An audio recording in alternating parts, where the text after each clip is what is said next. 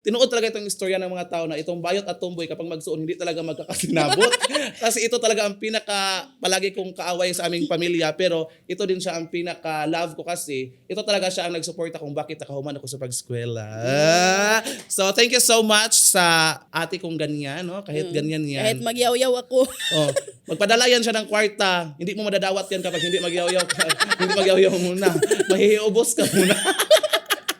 Pero ngayon mga bama kasi gusto niya talaga na maniningkamot din ako ba kasi nakita niya man na parang nag-abusar na ako sa una. Tinuod man sa nag-abusar mo ko ato no. Sino ati-ati? Lisod po, kuyahon ti ka nga ate mo tawag. Ate mo na kung tawagin Dili, mo. akong gusto lang po ba nga maningkamot po kag imuha kay kabalo ko grabe ka talented kay ka Lloyd. Ay, sorry.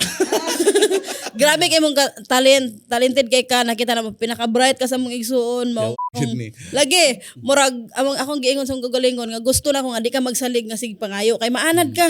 Gusto na ko mo stand kasi mong kagalingon kay kabalo ko nga kaya nimo. So karon anak ko kaya lagi. O diba at least nakahuman talaga ako sa tabang mo at syempre sa ating mga igsuon. Nangayo man din ako sa mga igsuon ko sa una. Hindi mo lang alam na nagsekreto ako nangayo ko sa nangayo din ako sa kanila.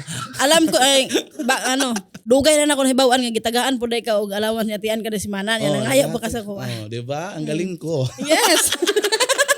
Wa ka.